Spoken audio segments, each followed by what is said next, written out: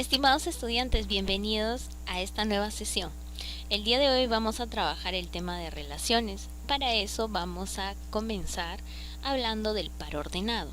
Pero para esto también vamos a tocar algunos puntos importantes que tenemos que recordar. Por ejemplo,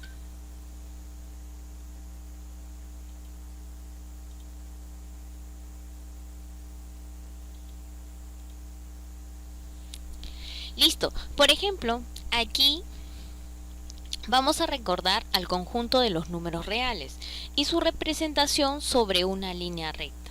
Así como también vamos a recordar a los tipos de intervalos que vamos a poder ubicar en ellos. Por ejemplo, aquí les menciono primero la representación en una recta real de un intervalo cerrado. Por ejemplo, podemos visualizar que en la recta lo vamos a representar como un círculo, ¿no es cierto? De esta manera que está pintadito. Entonces lo podemos verificar y decir que aquí tenemos un intervalo cerrado en A hasta un intervalo cerrado en B. Su notación, ¿no es cierto?, va a ser de esta manera. Con corchetes en A, esto va a simbolizar el intervalo cerrado, y corchetes en B, ¿no es cierto? Esto es igual a decir el conjunto X tal que el X sea mayor o igual a y menor o igual a B. Aquí estamos representando, ¿no es cierto?, haciendo uso de las desigualdades también. También tenemos el intervalo abierto. En este caso está representada simplemente por una circunferencia, ¿no es cierto?, que estamos visualizando en pantalla, abierto en A y abierto en B. Ese va a ser el intervalo, ¿no es cierto? Su notación podemos trabajarlo con esta simbología y me representa un conjunto o un subconjunto de valores que van a cumplir la siguiente regla de correspondencia, ¿no?, que va a ser X tal que X sea mayor que A y menor que B. También tenemos al cerrado abierto, ¿ok? Cerrado en A, abierto en B. Tenemos la notación utilizando los corchetes para representar al intervalo cerrado en A, y en este caso utilizando el símbolo de los paréntesis para representar al intervalo abierto en B. Listo, esto quiere decir que voy a tener un conjunto de datos o un subconjunto de datos donde X tal que X sea mayor o igual a y menor que B. Y el último que vamos a ver y recordar es el intervalo abierto cerrado, que podemos visualizar que vamos a utilizar la notación de abierto con paréntesis en A y corchete en B para expresarlo como intervalo cerrado. ¿Ok? En este caso, por ejemplo, tenemos visualizando también la expresión que el conjunto de estos datos va a ser X de la forma X tal que X sea mayor que A y menor o igual que B. Entonces, aquí estamos representando los intervalos que podemos encontrar dentro de nuestras operaciones. Veamos, aquí podemos observar también cuando vamos a tener un intervalo infinito, por ejemplo, desde un punto cerrado hasta el más infinito. Ok, siempre cuando representemos los infinitos vamos a utilizar al intervalo abierto. Entonces diremos cerrado en corchetes hasta punto y coma infinito abierto. Esto me representa elementos X tal que X sea mayor o igual a A. El siguiente, abierto hasta el infinito. Ya muy bien. El intervalo abierto desde A hasta el más infinito. Lo mismo, tenemos mucho cuidado con la utilización de la notación que vamos a utilizar, que sería el paréntesis en A hasta el más infinito, también con paréntesis para representar los intervalos abiertos, donde el conjunto solución que vamos a representar sería de la forma X tal que este X sea mayor que A. Ahora tenemos a los infinitos, en este caso infinito cerrado, que me representa el siguiente intervalo. Ahora me estoy yendo al infinito, pero al menos infinito. Entonces tendré la representación de esta manera: menos infinito abierto hasta b cerrado, donde el conjunto vendría a ser de la forma x, tal que este x sea menor o igual a b. De la misma manera, el infinito abierto, ¿ok?, que va desde el menos infinito hasta el b abierto, ¿ok?, donde el conjunto solución sería de la forma x, tal que x sea menor a b. Y por último, cuando vamos a tener todos los valores de los reales, ¿no es cierto?, que va a ser desde menos infinito hasta el más infinito. Entonces hemos podido recordar en esta parte, ¿no es cierto?, un poquito sobre nuestros intervalos. Profesora, vamos a trabajar entonces con la utilización o con los intervalos dentro de la solución de nuestros ejercicios. Veamos, ¿cómo vamos a abordar esto? Aquí está su notación en el caso de los reales. Y vamos a trabajar ahora con el par ordenado, ¿ok? Se llama par ordenado a toda dupla de elementos escritos de la forma x, y, como lo estamos visualizando en pantalla, donde x es la primera componente, y es la segunda componente. Entonces, cuando vemos este par ordenado, ¿no es cierto?, como nos dice la definición, esta dupla de elementos x, punto y coma y, ¿ok?, podremos estar visualizando en este caso subconjuntos, por ejemplo el subconjunto x y el subconjunto x, punto y coma y. ¿Listo? Ahora, vamos a ver las propiedades. En este caso decimos que la propiedad de la igualdad para pares ordenados será que x, punto y coma y, que es el primer par ordenado que visualizamos, con z, punto y coma w, van a ser iguales si solo si x es igual a z, o sea, relacionándolos el primer elemento del par ordenado con el primer elemento del otro par ordenado. Y y sería igual a w, y va a ser igual a w. ¿Listo? Para esto vamos a ver un pequeño ejemplito para verificar la propiedad que acabamos de mencionar, donde nos dice si tenemos 3x menos 4, punto y coma x menos 3 es igual al otro par ordenado, que es x más 2, punto y coma y menos 5. Me pide después hallar el valor de y menos x. Entonces, aplicando nuestra propiedad, debemos igualar los elementos que me están dando. El primer elemento sería 3x menos 4, igualarlo al otro primer elemento, que vendría a ser x más 2. Después también vamos a igualar el segundo elemento del par ordenado, que sería x menos 3 con y menos 5, ¿no es cierto? La primera componente con la primera componente, la segunda componente con la segunda componente. Ahora sí vamos a operar entonces esta pequeña ecuación trabajando este x de manera práctica, ¿no es cierto? Va a trabajar con una operación contraria, sería 3x menos x, me queda 2x, y por aquí este menos 4 va a pasar por el otro lado a sumar, ¿no es cierto? 4 más 2, 6.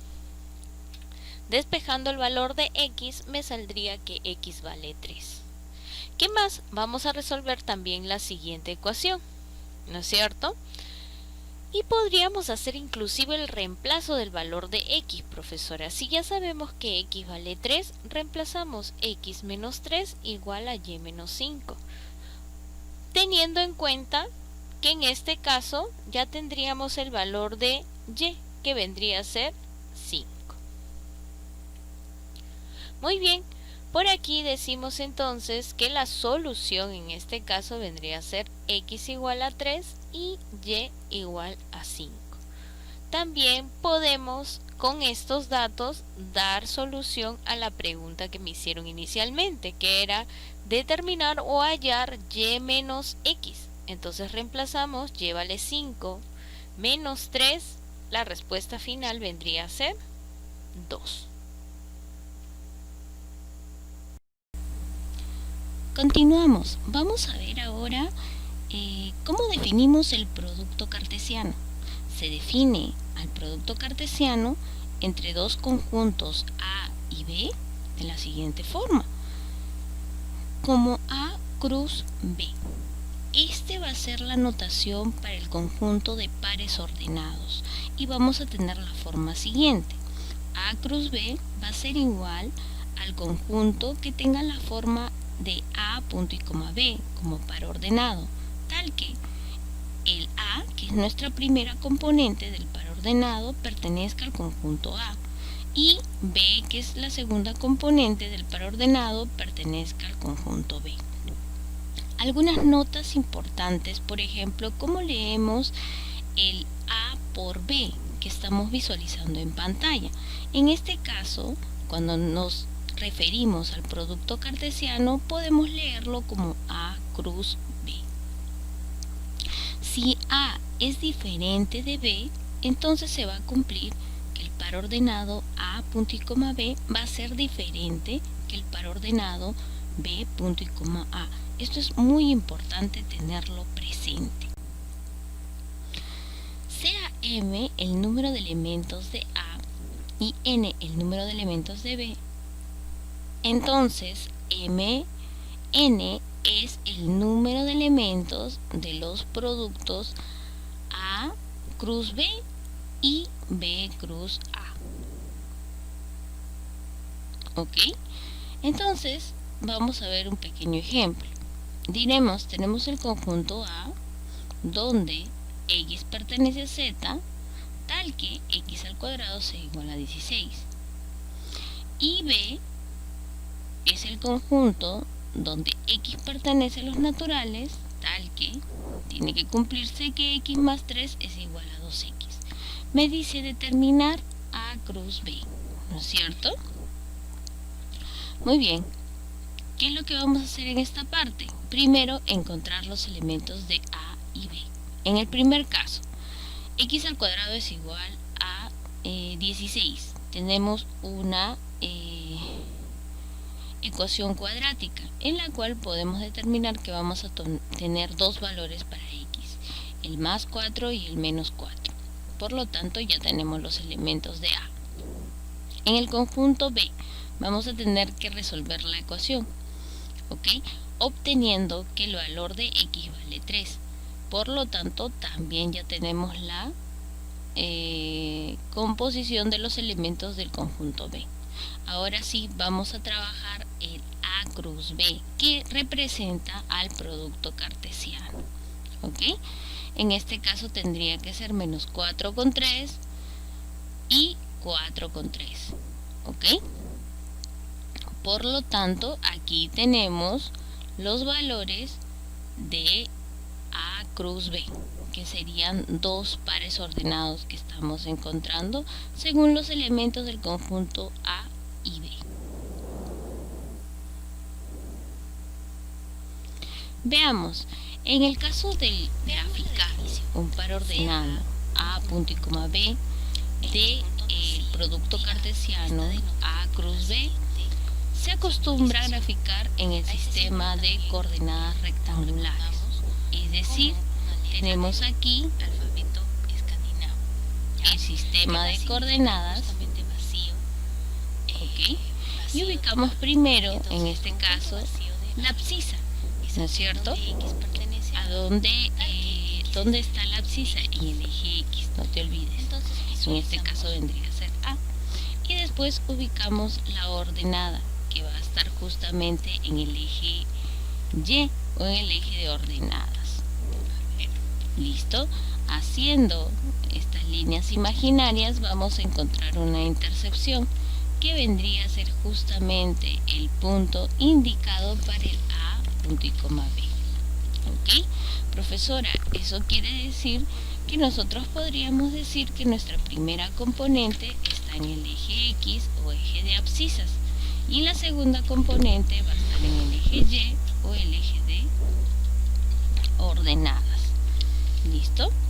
Entonces tenemos aquí en el eje X los elementos de A y tenemos en el eje Y los elementos de B. El conjunto.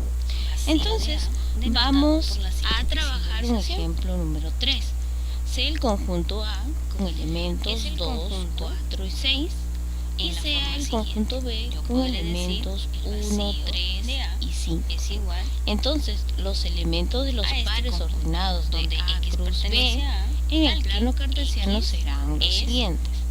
Empezamos entonces. Primero, vamos a ver algunas observaciones importantes. 2, ¿no es cierto? 2. Por ejemplo, el conjunto vacío no tiene elemento. La primera componente de B que vendría a ser 1. 2 con la segunda componente que vendría a ser 3.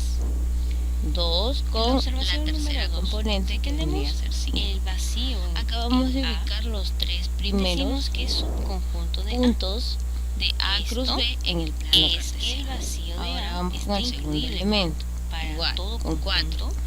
4 con la primera componente de B que sería 1. En este caso vamos a tomar con 3 y después con 5. Y finalmente ahora con la tercera componente del conjunto del conjunto A, ¿no es cierto? Tenemos el valor de 6. Entonces sería 6 con la primera componente en B, que vendría a ser 6 con 1, 6 con 3 y finalmente 6 con 5. Entonces evaluamos. Fíjense que tenemos puntos finitos. Reemplazamos y diremos que podríamos contabilizar tranquilamente. Si es que empezamos a contabilizar, tenemos 9 puntos dentro de con 3 no es de nuestra 3, operación. 5 no es diferente de 5 y 7 a la misma. Todas estas y podemos también enunciarlo premisas podemos decir que es falso. Punto por punto. Podríamos decir también el conjunto de A cruz B vendría a ser todo el conjunto de estos 9 elementos. Diciendo que este conjunto muy bien. está incluido. Entonces vamos a ver un ejemplito más. Que el vacío de A. El ejemplo número 4 dice: sean los conjuntos A conjunto A, vamos a ver la observación con elementos 2 y 4 y B con elementos 3 y 5. Entonces los elementos de los pares ordenados de A cruz B en el plano cartesiano serán los siguientes. Ubicamos nuevamente nuestros elementos en A y en B. Recuerda, voy a tener el en conjunto vacío en A va a ser igual al conjunto vacío en B. ¿No es cierto? Van a ir los vacío en C y así sucesivamente. Los primeros elementos que tenemos, en este caso 2 y 4, y en B van a ir 3 y al que vamos a simbolizar. Entonces empezamos a intersectar los elementos, ubicando de manera práctica también 4 puntos con el símbolo en el plano cartesiano, ¿no es cierto? Ahora, si nosotros nos damos cuenta en este espacio que acabamos de encontrar existe un de nuestros vacío elementos, por esta simbolización, nosotros vamos a decir que tenemos infinitos puntos también dentro de este espacio. ¿Por qué? Porque recordemos que si nosotros quisiéramos identificar, ¿no es cierto? Cada punto tendríamos que tomar todos los reales, ¿no? Es decir, son vacíos. Entonces, dentro de este extremo que estamos visualizando, vamos a referirnos a infinitos puntos.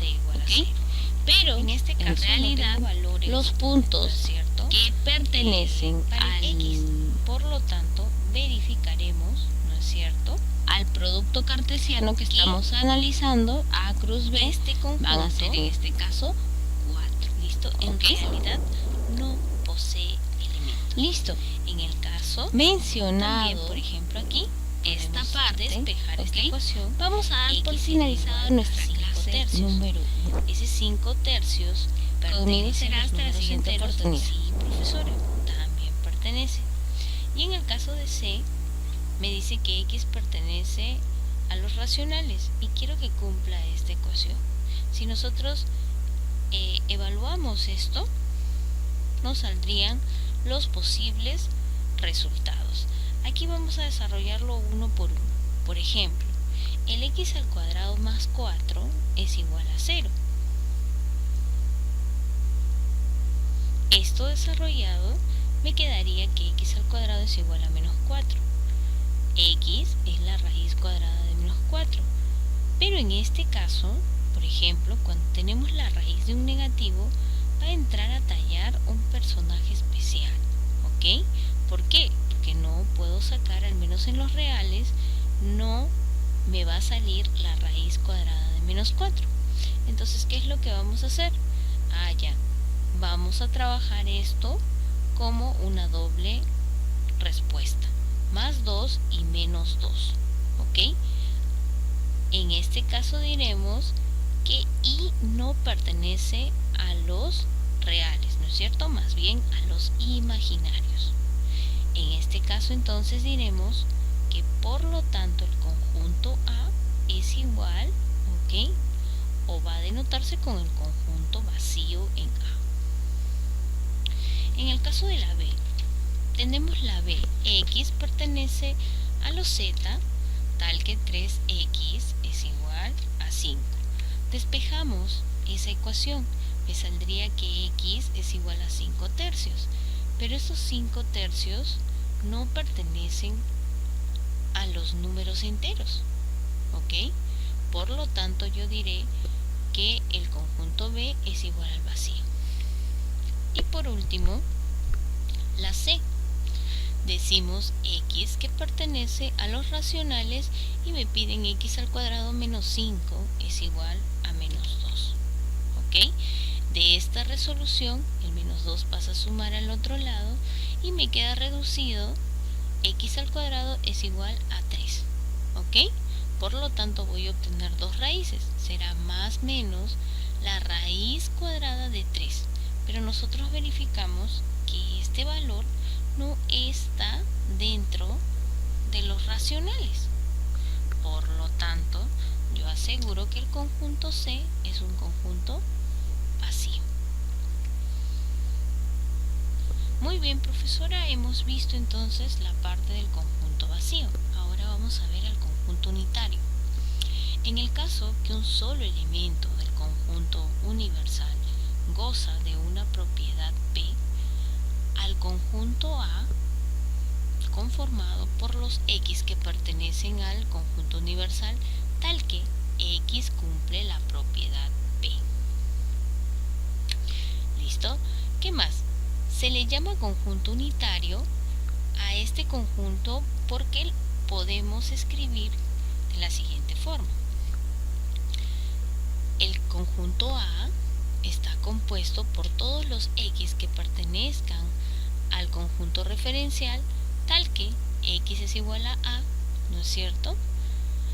Donde yo puedo concluir que este resultado simplemente será el valor de A, entre llaves.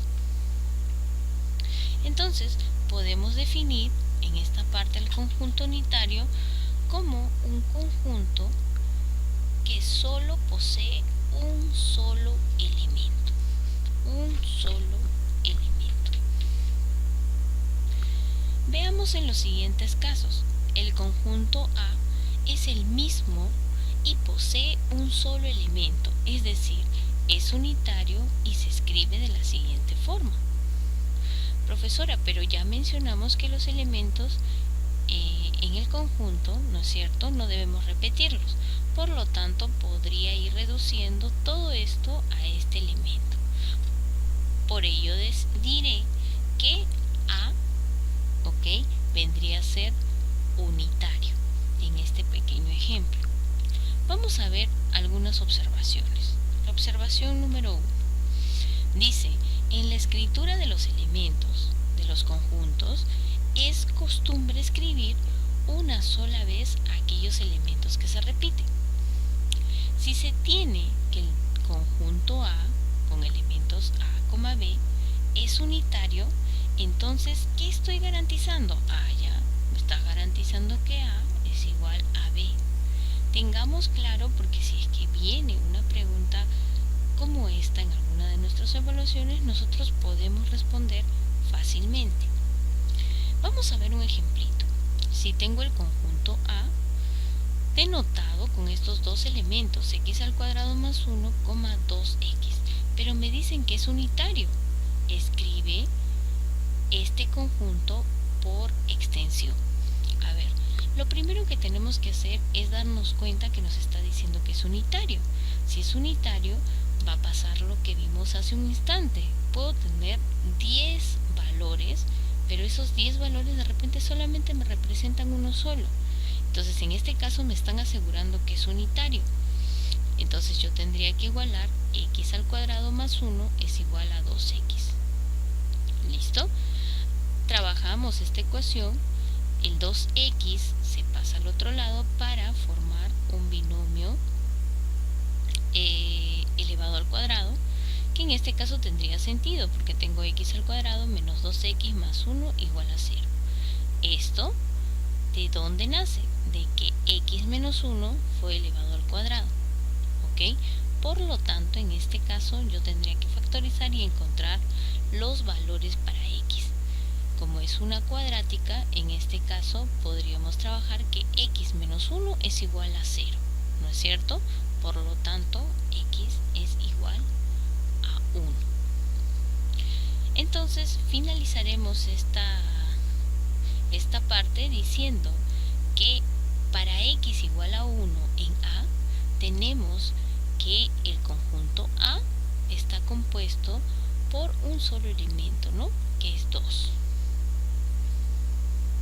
Ahora vamos a ver el conjunto universal o referencial, que también habíamos tocado un poquito ya en la clase anterior. Decimos que el conjunto universal o referencial se demuestra que no existe un conjunto universal que contenga a todos los conjuntos. Esto se conoce como la paradoja de Russell. En cambio, existe un conjunto universo de referencia denotado por U o denotado por E. Así, por ejemplo, para los conjuntos Z positivo, para el conjunto P, para el Z negativo, el conjunto universal o referencial será U o en todo caso Z, si es que no me lo menciono. Entonces, diremos que el conjunto universal no es único. Este cambia de acuerdo al tema que se está tratando. Así, si hablamos de triángulos equiláteros, el conjunto referencial va a ser un conjunto de todos los triángulos. Si hablamos de divisibilidad, el conjunto referencial es el conjunto formado por todos los números enteros.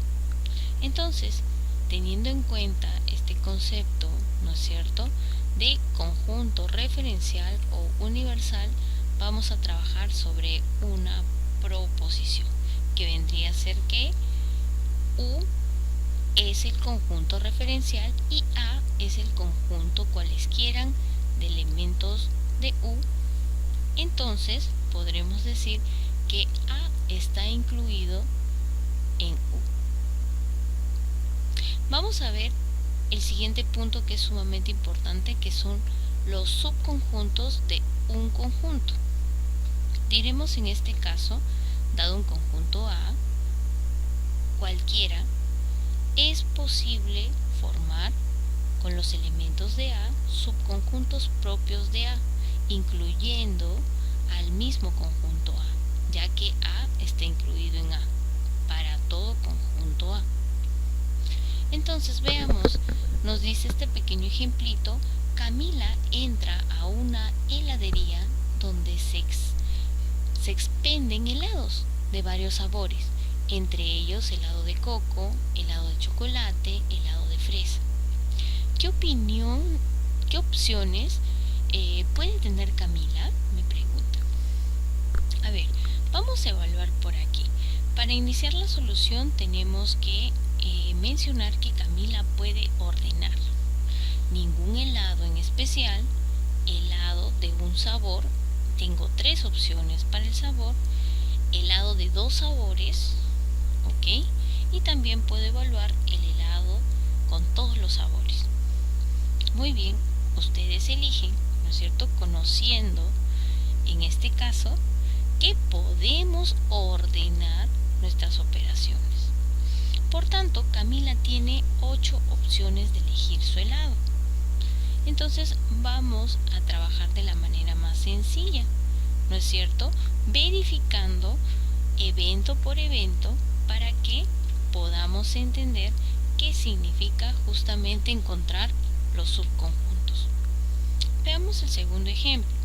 Dice determinar los subconjuntos del conjunto A. Y esto está compuesto por A, B. Entonces, dentro de la solución podremos decir que debemos ver cuántos subconjuntos se pueden formar con un conjunto de 2 elementos. Veamos, cuando hablamos de subconjuntos propios, vamos a hablar entre llaves del conjunto A, entre llaves, B entre llaves y phi, que me va a representar justo al conjunto vacío en ese punto específico. A estos le agregamos el mismo conjunto A. ¿Listo? Por lo tanto, se tienen 4 subconjuntos, porque podemos utilizar la expresión de 2 a la n, que va a ser igual a 4. Ya, entonces, profesora, en este caso tendríamos el vacío, el valor de A, el valor de B y el valor completo del conjunto, que vendría a ser A, B. Esos vendrían a ser los 4 subconjuntos que acaban de formar en nuestra diapositiva esta partecita. Esto es que el vacío está incluido en A. A entre llaves está incluido en A. B entre llaves está incluido en A. Y A está incluido en A. Luego, un conjunto con 2 elementos genera 4 subconjuntos, aplicando la expresión anterior que mencionamos. ¿Okay? Veamos aquí un ejemplo. Dice determinar todos los subconjuntos del conjunto B y me dan los elementos del conjunto B: 2, 4 y 6. Entonces, usando la definición de inclusión y las propiedades anteriores, veamos cuántos subconjuntos se pueden formar con un conjunto de 3 elementos. Veamos entonces, el primero va a ser exclusivamente su conjunto vacío. El conjunto vacío está incluido en B. Después vamos a trabajar con un solo elemento, en este caso con 2, con 4 y con 6.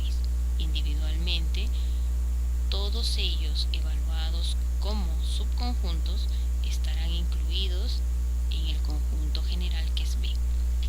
Después, ¿quién más? Mencionamos que en este caso podríamos hablar de 2 elementos, de 2 y 4, de 2 y 6 y de 4 y 6. También en este caso estos subconjuntos estarán incluidos en el conjunto B, como lo podemos verificar. También tengo un subconjunto que va sumando, porque el mismo B, ¿ok?, vendría a ser otro subconjunto de este conjunto que me están mencionando, que es B. Entonces diré, si es que yo quiero determinar cuántos subconjuntos tengo, sería 2 elevado a la n. El n es el número de elementos que voy a encontrar. Sería 3, vendría a ser 2 al cubo, 8. Y efectivamente, si es que contabilizamos 2, 4, 6, 8 valores. Recuerda que en esta parte, ¿no es cierto?, para trabajar lo que son los subconjuntos hay que tener mucho cuidado. El vacío siempre es un subconjunto y el conjunto total también viene a ser otro nuevo subconjunto. Por lo tanto, un conjunto de 3 elementos genera o 8 subconjuntos, como lo estamos visualizando en pantalla. Vamos a poner una regla para finiquitar esta parte de esta tercera clase. Decimos en general, si un conjunto A tiene n elementos distintos, entonces se puede construir con los elementos de A. Vamos a utilizar 2 a la n subconjuntos. De todos ellos, 2 a la n-1 serán los subconjuntos propios, por si me piden dentro de algún ejercicio trabajar subconjuntos y subconjuntos propios. Entonces, también podríamos trabajar el cardinal de un conjunto. ¿Qué significa el cardinal? Es la cantidad de elementos que tiene el conjunto en mención. En este caso diremos, si un conjunto E tiene n elementos, entonces se dice que el cardinal del conjunto E es n. Se escribe de esta manera, card sub E, ¿no es cierto? Eso es n. ¿Listo? Entonces, en este ejemplito, por ejemplo, yo estoy colocando un conjunto E con tantos elementos. Entonces, si queremos saber el cardinal de ese conjunto E, tendría que contabilizar mis elementos. Y efectivamente estoy encontrando solamente un número, que sería, en nuestro caso, ¿no es cierto?, la cantidad de elementos de este conjunto. Les voy a dejar igual por aquí una serie de ejercicios propuestos para que ustedes puedan practicar y puedan resolverlo para nuestra siguiente sesión. Hasta aquí ha sido la tercera sesión. Cuídense mucho, nos encontramos en la siguiente sesión, jóvenes. Muchas gracias.